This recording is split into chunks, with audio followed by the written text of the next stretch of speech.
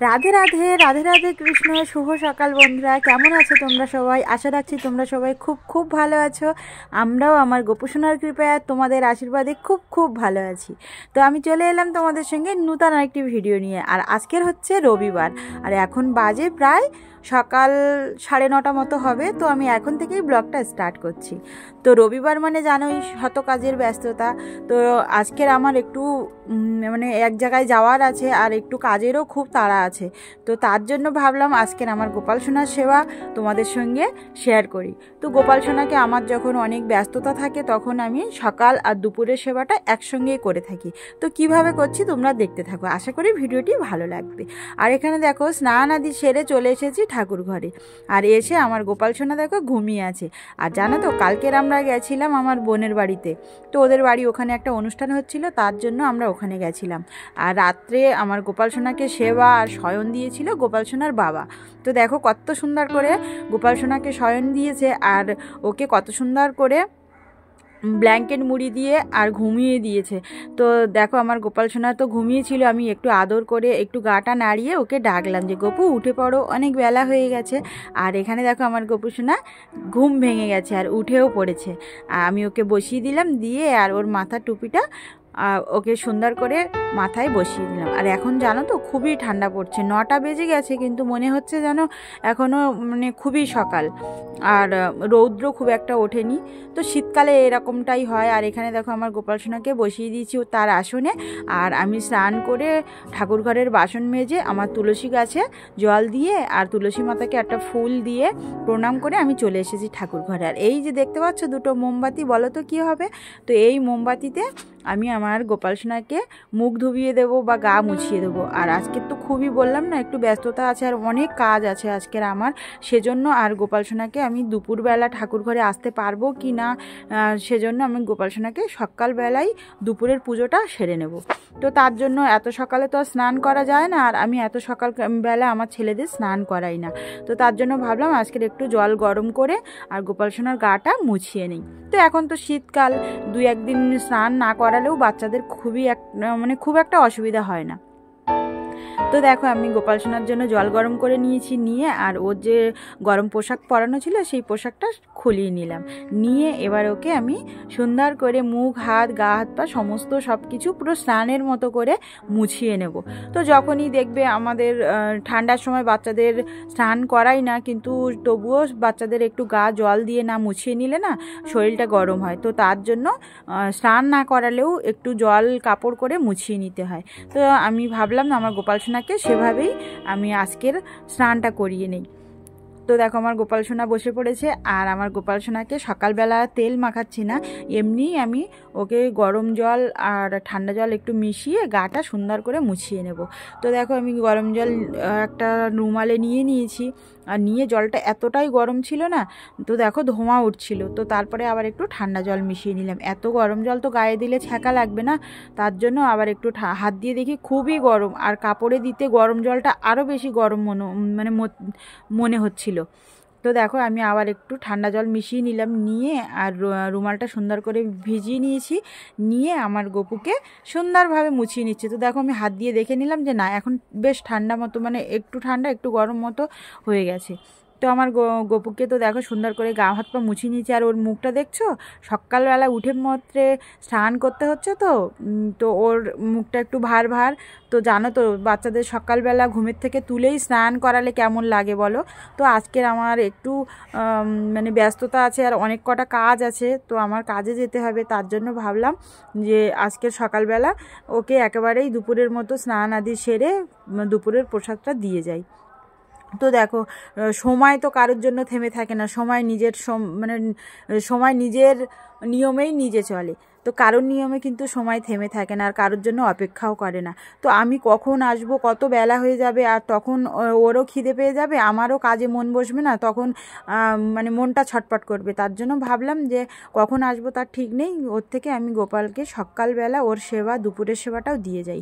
আর একইভাবে দেখো রাতে আমি সকলকে গরমের জন্য যে চাদরগুলো দিয়েছিলাম, তো সেই চাদরগুলো সবার থেকে খুলিয়ে নিলাম, নিয়ে আর সবাইকেও গা হাত মুছিয়ে স্নান করিয়ে দেবো। তো আমি চিত্রপট যেহেতু আমি রোজ দিন এভাবেই স্নান করাই, তো সবাইকে সেভাবে স্নানটা করিয়ে নিচ্ছি। আর দেখো আমি ওই যে গরম জলটা করেছিলাম সেই গরম জল নিয়ে সকলকে সুন্দরভাবে গা হাত পা মুছিয়ে নিচ্ছি। তো গা হাত পা সবার মোছানো হয়ে গেছে। আর তারপরে আমার গোপু সোনাকে একটু ক্রিম মাখাবো। শীতের সময় স্নানের পরে একটু বডি অয়েল বা একটু ময়শ্চারাইজার ক্রিম না মাখলে গা হাত পা তো ফেটে যাবে। তো আর গোপু তো খুবই ছোট, তো ওকে তো মাখাতেই হবে। তার জন্য দেখো আমি এখানে একটু পন্ডস কোল্ড ক্রিম নিয়ে নিয়েছি। তো পন্ডস কোল্ড ক্রিমই আমি ওকে মাখাই। আর ওকে জানো স্নান করিয়ে ওর খুব শীত করছিল, মুখটা শুকনো শুকনো লাগছিল বলে ওকে না চাদরটা গায়ে দিয়ে বসিয়ে রেখেছিলাম, রেখে অন্য ঠাকুরদের আমি স্নান আদি সেরে নিলাম। আর এখানে দেখছো আমার গোপু সোনা মানে বসে বসে সুন্দর করে পন্ডস ক্রিম মাখছে। আর ওর মুখটা এবার দেখছো কেমন হাসি হাসি করছে। সকালবেলা ঘুমের থেকে তুলে মতো স্নান করিয়েছিলাম, তো ওই জন্য মুখটা একটু শুকনো শুকনো হয়ে গেছিলো, আবার আস্তে আস্তে ঠিক হয়ে গেছে। আর এখানে দেখো আমি ওকে মানে ক্রিম মাখানো হয়ে গেছে, আর তারপরে ওকে প্যান্ট জামা সব কিছু পরিয়ে নিচ্ছি। আর এখন যেহেতু 9:30 বেজে গেছে, আর 9:30 বেজে গেছে আর একটু একটু করে বেলাও হয়ে যাচ্ছে, তাই ভাবলাম যে শীতের পোশাকটা এখন আর পরাবো না, তো একেবারে সন্ধেবেলার দিকে পরিয়ে দেবো এখন। তো তার জন্য ওকে আমি প্যান্ট আর একটা সুতির জামা পরিয়ে দিলাম। আর জানো তো আমাদের এখানে না একটা অনুষ্ঠান হচ্ছে, তো সকাল থেকে ওখানে গান হচ্ছে অনুকূল ঠাকুরের।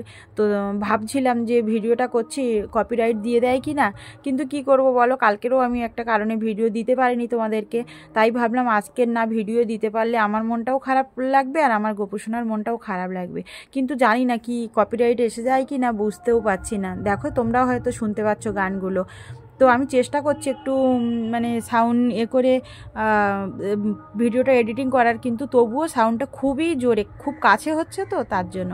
আর এখানে দেখো আর আমার গোপুকে স্নান করানো হয়ে গেছে, আর গোপুকে দেখো একটু একটু করে সাজুগুজু করিয়ে দিচ্ছি।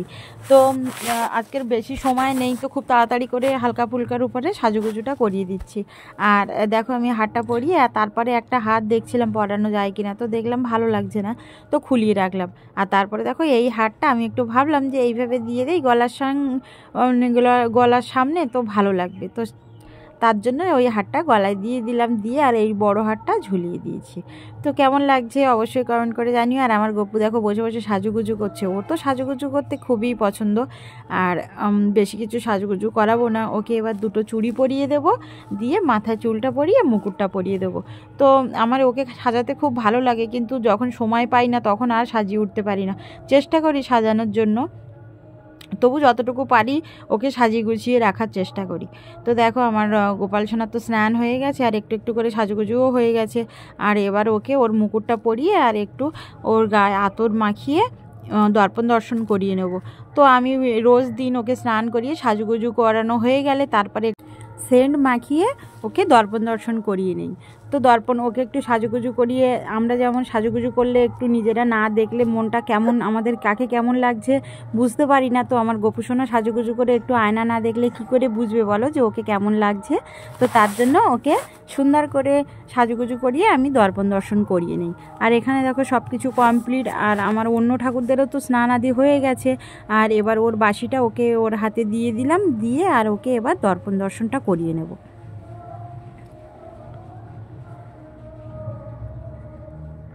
তো এই যে দেখো আমি আমার গোপু সোনাকে দর্পণ দর্শন করিয়ে নিচ্ছি।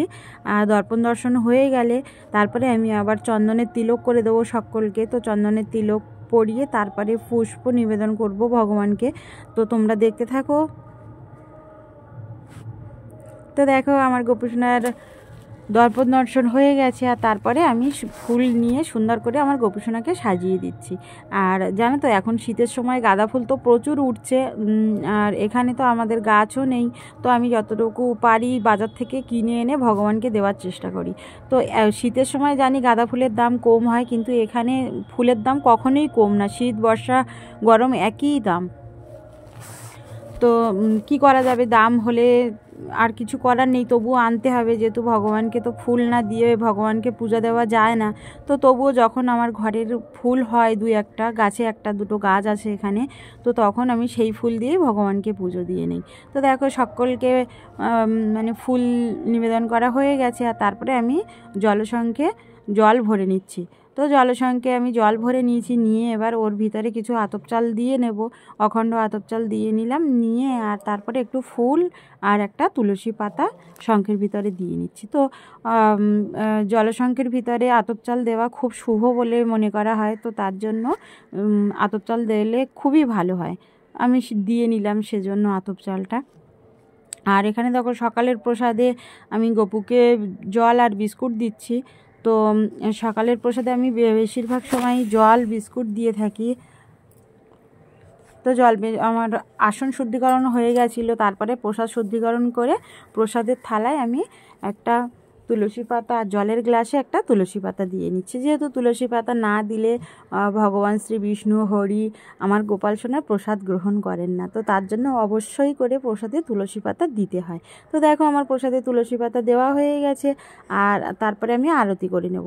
তো সকালের পুজোটা আমি এভাবেই দিয়ে নিলাম, নিয়ে তারপরে এবার দুপুরবেলার পুজোটা কিভাবে দিচ্ছি তোমরা দেখতে থাকো।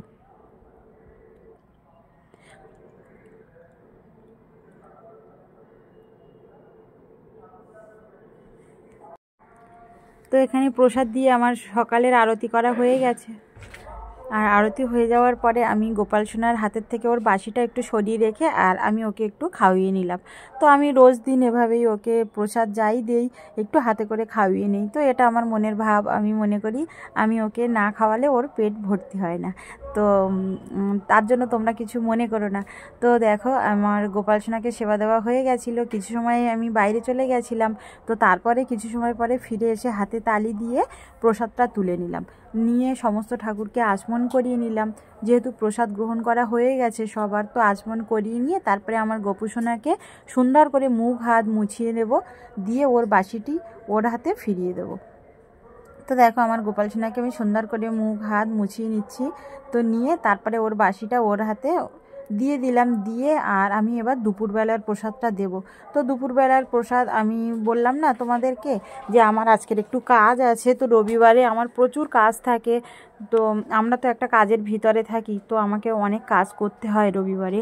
তো কি করব বলো, দুপুরবেলা হয়তো দিতে পারতাম, কিন্তু অনেকটাই বেলা হয়ে যেত, তাই ভাবলাম যে সকালবেলা স্নান আদি করে একেবারেই দুপুর আর সকালের প্রসাদটা দিয়ে দিই। তো আমি দুপুরবেলার আর সকালের প্রসাদ এভাবেই দিয়ে থাকি। তো সকালের প্রসাদটা তোমাদের দেখালাম যে দেওয়া হয়ে গেছে, আর তারপরে দেখো দুপুরের প্রসাদে রেখেছিলাম মানে কলা। তো কলাটা আমি আর যেহেতু দুপুরবেলার জন্য দিচ্ছি, তো ওর জন্য গোপাল সোনাকে কলাটা ছুলে আর দিলাম না, তো খোসা শুদ্ধ আমি গোপাল সোনাকে দিয়ে দিয়েছি। আর এখানে মিষ্টি হিসাবে আমি কটা নকুলদানা দিয়ে নিচ্ছি, তো নিয়ে আর জলের যে ওর বোতল আছে, তো সেই জলের বোতলে জল দিয়ে নিচ্ছি।